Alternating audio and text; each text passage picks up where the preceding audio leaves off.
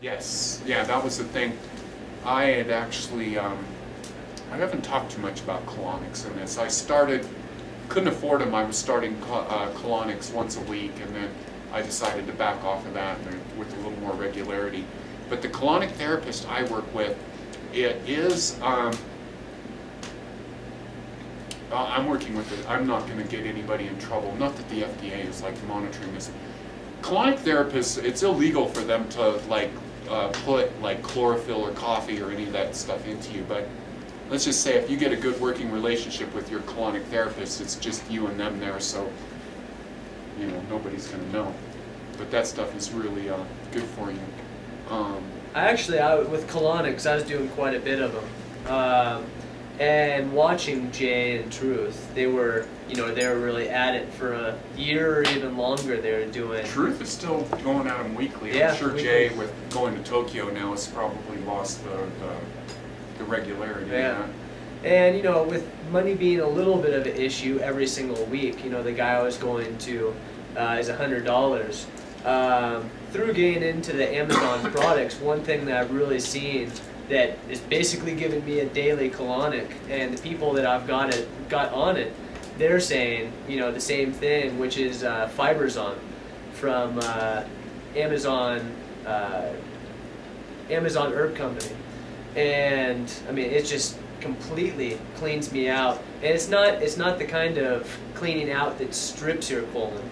It's really nurturing it and cleansing it on just a number of levels, as well as your liver and your kidneys. Yeah. Oh wow. So the Amazon, that's something I haven't gone into. That Amazon, I know only what you've told me. So the Amazon Herb Company, is that their full name? Now is that is that a multi-level marketing kind of thing, or is that? It is, yeah. Yeah. Okay. Yeah. So yeah, I'm real interested. I've just I have the smallest exposure to Amazon herbs, and the ones that I've gotten into, mainly pot arbor and cat's claw, and maca. I'm probably more into it than I think, but yeah, definitely an area I want to check out. Good. I think we're running out of stuff to talk about. Yeah. Yeah. Cool. That was amazing, dude. I love your whole. That is my big thing that I really like about you, that I recognized right away, is just everybody's like, who should I follow? Who should I follow? And I think it's real important to discover that we're unique, and everybody has. First off, they have their body, which is again bringing in blood type, Chinese element. Then you have what you want to do, your career, what your mission is in life, all these things that you have to consider, and you've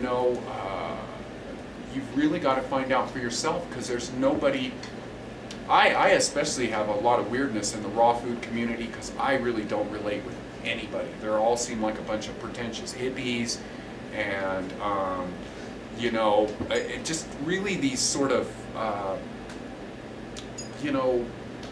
just how people are always the same, and it's like this uniqueness where I know you've been into this for a little bit of time and have really discovered what your own niche is, like what you do. Yeah. And I think that's what I am trying to hit home with why I blog, or why I'm doing this, is just like, think for yourself, And what was that? You kept mentioning Paul Pitchford. What is the title of that book again? Healing with Whole Foods. Healing with Whole Foods. Yeah, I've known about this book for a while, and it's a good place to go. Is it mainly just Chinese?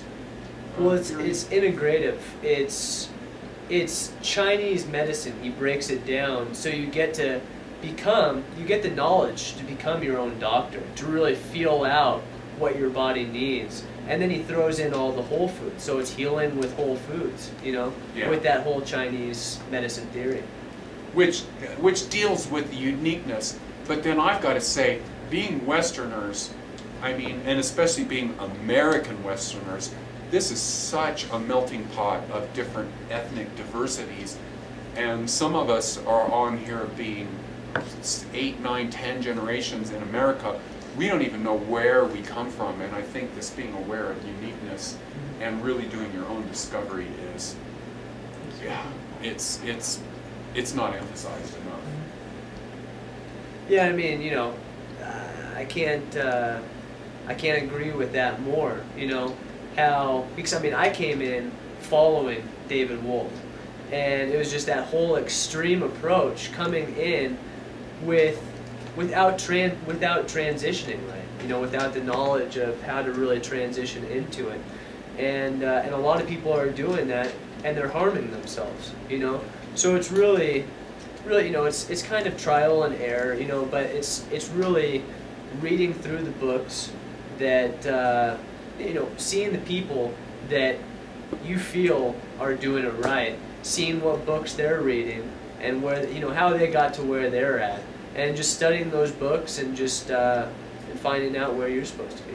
And for sure, and the talk about David Wolf, because we were talking about David Wolf earlier, I really am blown away with what he's done with the wellness community, and especially these longevity events. Like, David Wolf used to stand for, and he's still, as far as I know, he's really still carrying that flag, but used to stand for vegan raw foodism, you know, and superfoodism.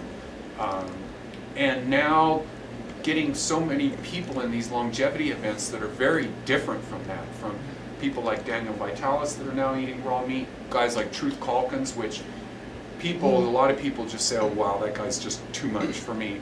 I really relate to Truth in a big way, but after seeing like some of his presentations, a lot of people are like, oh, that guy's too much, way too much. But the wideness, the big palette of color that is, there is no one thing, and what works for one person is not going to work for another. And the happiness part, we were talking about that earlier too. It's huge. Yeah. The being happy, like just sitting there drinking wheatgrass all the time, unless you got a chronic disease. But I think that, hey, There's Haley here, my dog, the spring water queen. spring water queen, and bad breath. Yeah, the happiness thing. Because not a lot of, although I don't know if people are, I think that's more of an extreme thing. People who are going out there in the extremities, which I have a likeliness to do. But I really discovered that in my parents, who have been standard American diet people for all their lives. And I looked at some of these people who are like supposedly these raw food gurus, like Gabriel Kuzins and Viktoras Kovinskas, who just have what I call that, just that sunken, depleted vegan, old vegan look. Jameis Sheridan has it too, and he's actually, I just found out that he's like 8 years younger than me. I don't think he looks, yeah, whatever. But I looked at my parents and I go, my parents who are like almost 80 and have been eating this horrible standard American diet for so long, I'm like, they look better than a lot of these people. And I just had to say, what is the one thing that my parents have that's different from, and that's happiness, and that's a general love of clean living. You know, I don't think you can, you know, and just respect for the planet, respect for your lifestyle, respect for doing well, but the being happy.